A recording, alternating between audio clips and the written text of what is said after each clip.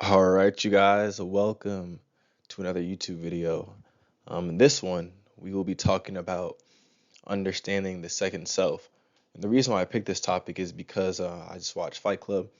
It's one of my favorite movies, so rewatched it for like the third, fourth time. Don't even remember how many times it was, but yeah, no, I just thought this concept of the second self was pretty cool because you see it a lot in media. Fight Club. I don't know if you guys watch anime, but you see it in JoJo Bizarre Adventure. I believe Black Swan did it, but yeah, a lot of concepts of the second self. And what's his name? Carl Jung also talked about it. Having your shadow self. But I just wanted to put my own little spin on it. But without further ado, title is Understanding the Second Self. Overview of what we will be talking about today is what is the second self, the observer within, why it matters, signs you felt it before, the mind versus the second self, and the action. How will you be able to apply this in your life? So let's get right into it. One, what is the second self, right? It is your higher potential. You are aware and observant, not really more so emotional, just more aware and observant of your surroundings. Um, it's who you could be under discipline. You exist at all times, even when you're ignored, and the version that acts without excuses. Now, ties back into Fight Club. I don't know if you guys ever watched it. If you didn't, go ahead and watch it. It's pretty cool movie. But yeah, I believe all this ties into Tyler Durden, the character, because he's somebody that embodies that free willingness to go do anything. You know, that I don't really care mentality, but I'll get it done no matter what. Versus his counterpart, he was more so like timid, meek, until they came together and then he became Tyler Durden himself. So that's why I put in the version that acts without excuses because you're acting upon something without having any excuses. You just do it.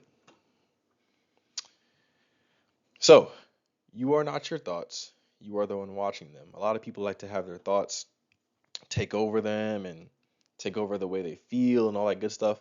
No, like you're not your thoughts, right? Think of your thoughts as a separate thing, right? Let them stick to you. Don't let them overcome you. You know what I mean? The observer is neutral, not emotional.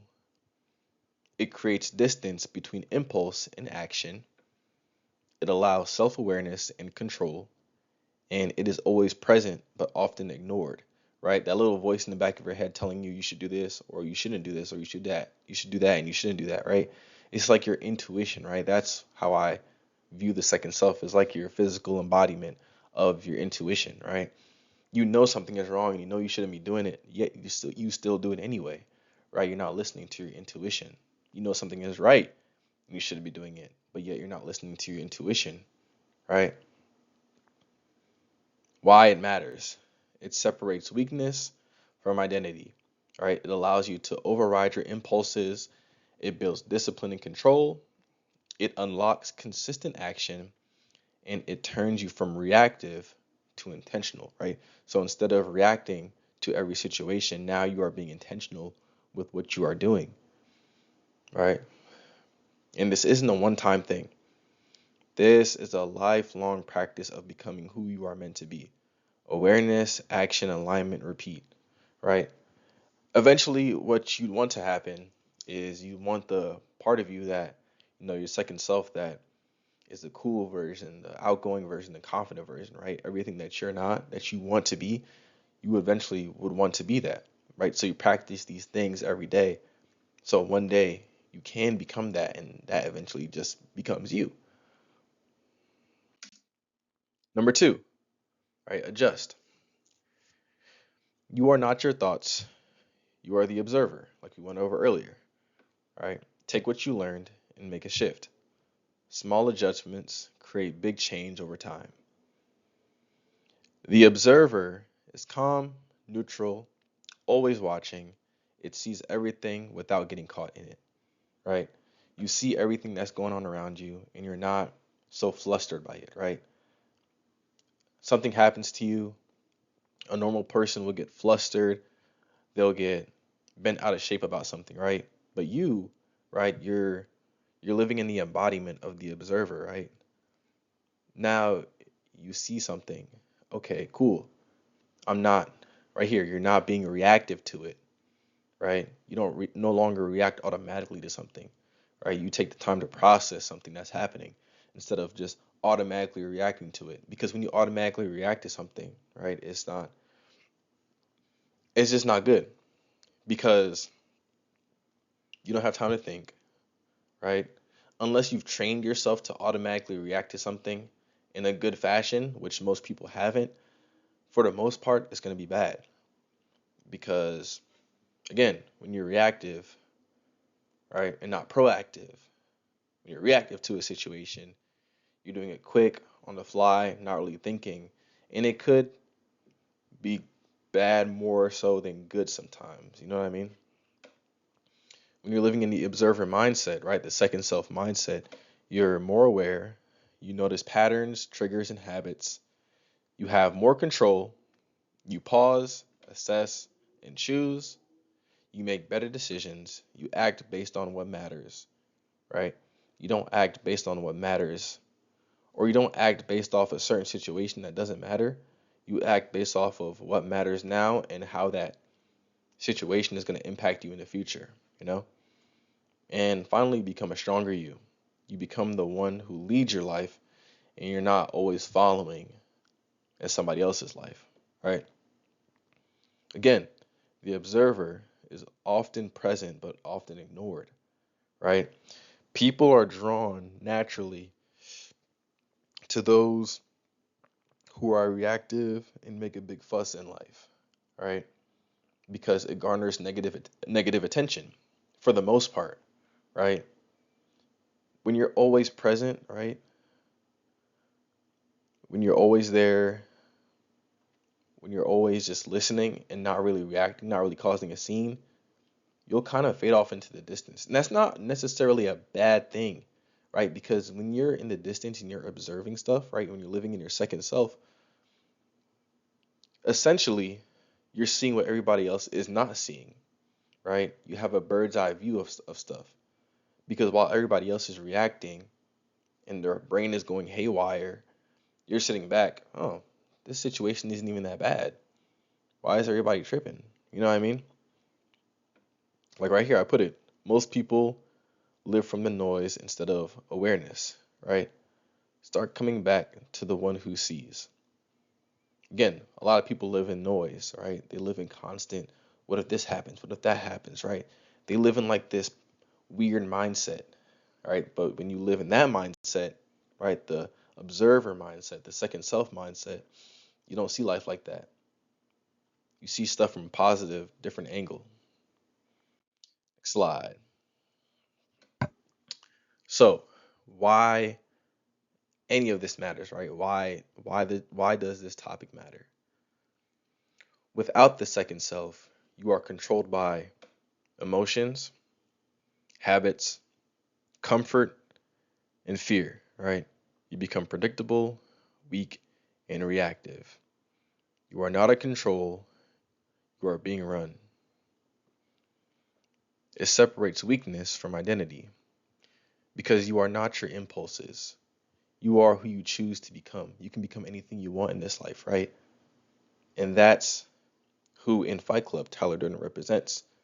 The thing that he wants to become in that life, right? The thing that he always wanted to be. But he was pressured by society not to become that. All right. It allows you to override your impulses. Between impulse and action is a choice. The second self makes it every single time, right? Listen to that. Between impulse and action is a choice, all right? When you want that piece of cake, you have the choice not to get it or to get it. When you want to do something that you know is not good for you, right? It's a choice to go do that thing. So you want to live in that mindset to where, okay, I'm a person who can overcome that sort of thinking, right? Number four, it unlocks consistent action. All right. Discipline today, freedom tomorrow, consistency always wins.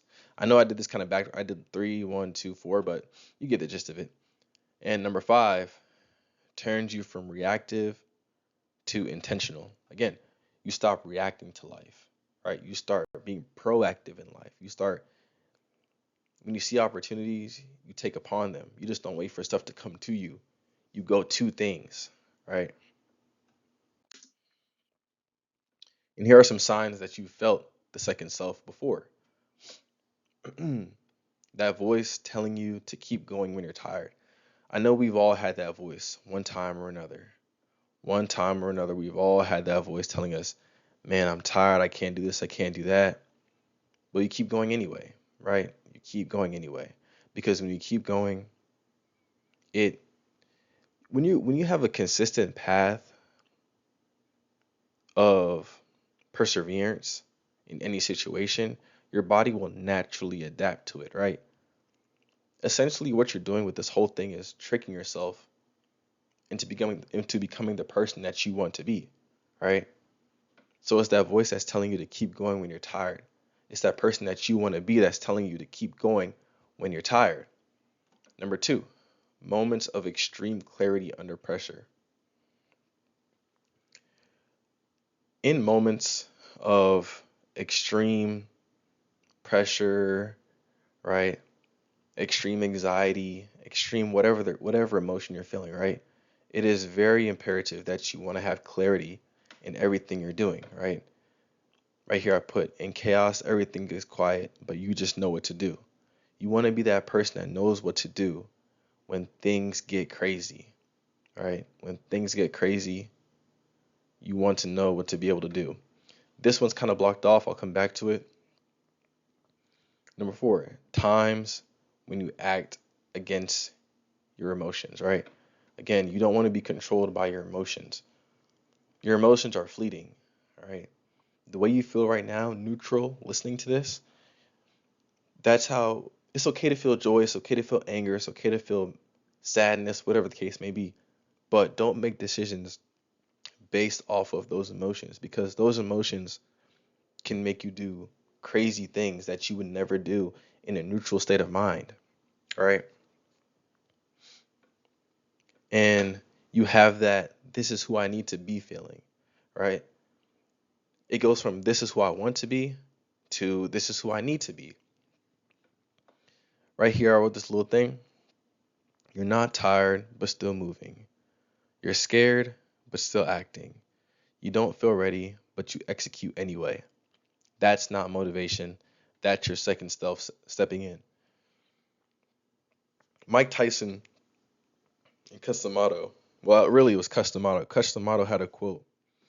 Um, it was saying that you have a hero and a coward, right? And essentially, they both feel the same thing, right? The hero feels fear and the coward feels fear. But it's what the hero does that makes him a hero, and it's what the coward doesn't do that makes him a coward, right? The hero has the second self stepping in. The hero listens to the second self saying, keep going, right? The situation isn't as bad as you're making it out to be, right?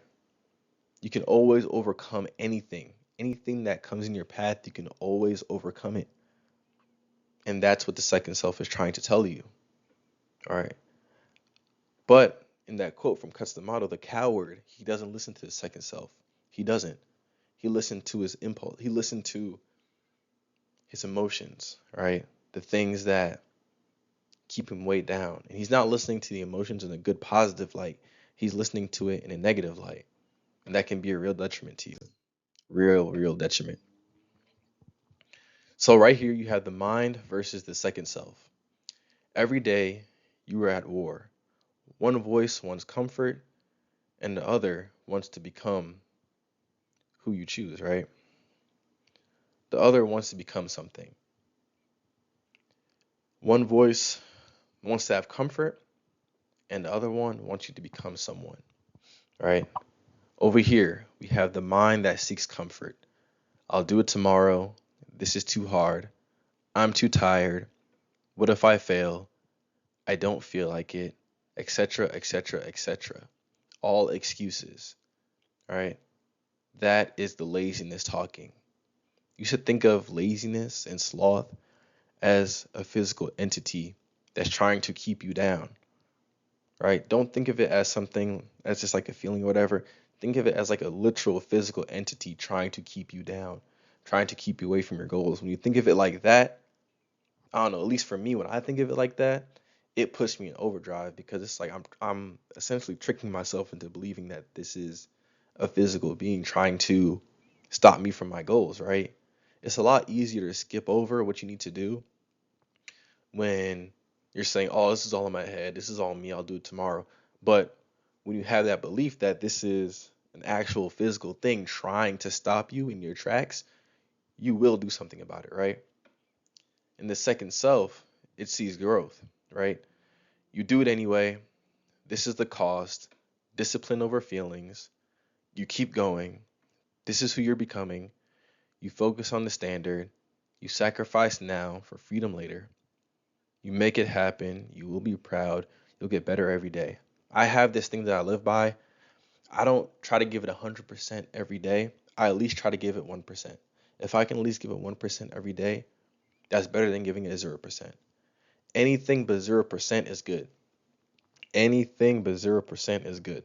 If anybody tells you anything more, anything less, don't listen to them. Because it is impossible, right? Unless you have the mental fortitude of like some stoic god or whatever the case may be, it is impossible to give 100% every day. So at least giving 1% and trying to compound that every single day, that that is where it truly comes in, right? Because you'll still have these thoughts, right? All these thoughts right here, all these negative thoughts, you'll still have them. And it's going to be hard in the beginning. However, if you give 1% every day, if you start listening to your second self every day, right? And just listening to 1% of what it tells you to do, what it tells you to do, you you'll get better. I promise. You will get better. And here are the action steps, right? Here's what to do. Here's how to actually apply all this. All this that I've said, here's how to actually apply it to your life. All right? And it's very simple. You start small. Small actions repeated create real change, right? Small actions build up over time. It's not just one big action and you're done. No, small things build up over time. It's compounding, right? You have to align with your values. Your actions should match. I'm sorry, start with number two. That was number three. Number two, build systems, right? Discipline is choosing once. Systems are choosing you every time, right? Build systems that work for you, build systems that choose you, because only you know what systems work for you the best and what can align for your life the best, right? Now, number three, align with values. Your actions should match the person you want to become. If it doesn't align, don't disguise it, right? Realign it. I heard this one cool quote. It was like, when the GPS takes a wrong turn, it doesn't say, "Oh, I took a wrong turn." It just says rerouting. I thought that line was so hard. You're literally just rerouting. That's it, right? If nothing aligns, realign it. Simple as that, man. Simple as that. Embrace discomfort. If I'm not even gonna read this off. If you're in a situation to where you're uncomfortable, that is a blessing, right? Trees grow under immense pressure. That's how they grow stronger. Under the wind, under the rain, the snow, the sleet, right? Anything that goes through trials and tribulations grows stronger when they come out. All right. So you have to embrace that discomfort because if you run away from discomfort every time it comes, you'll never get better and you'll never grow. You have to face it head on. Once you face it head on and face it with all your heart, you'll be fine. I promise. Number 5, review, adjust, and repeat. Reflection turns experience into wisdom. Wisdom turns action into direction. Keep the cycle. All right. Again, when you reflect on something, it turns experience. That experience that you had that you just went through, if you reflect on it, okay, here's what I could have done better, here's what I could have did, this, that, and the third, that turns into wisdom, right? Because each time you reflect on your experience, right, in a positive light, not a negative light, in a positive light, in a learning way, that's turning into wisdom. And wisdom turns action into direction, right? All the stuff that you gathered, right? All the wisdom you've accumulated, when you take action on whatever you need to do, right? That turns it into positive action, right? That wisdom then becomes you just know what to do at that point. That's how wisdom builds, right? That's how it builds, and then you just keep the cycle going over and over again. And number 6, let action shape you. Don't rise to the level of your goals, fall to the level of your systems. Then let consistent, aligned action reshape who you are. All right. Again, the system that you built for yourself, just let go and fall into your systems, right? Don't try to climb up and try to race to the top, right? You've built the systems. Put your trust in it.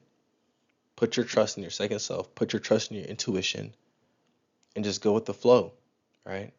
Go with the flow and do what you know to be right to do to get where you need to go. I hope you guys enjoyed this video. Thank you for watching, and I will see you guys in the next one.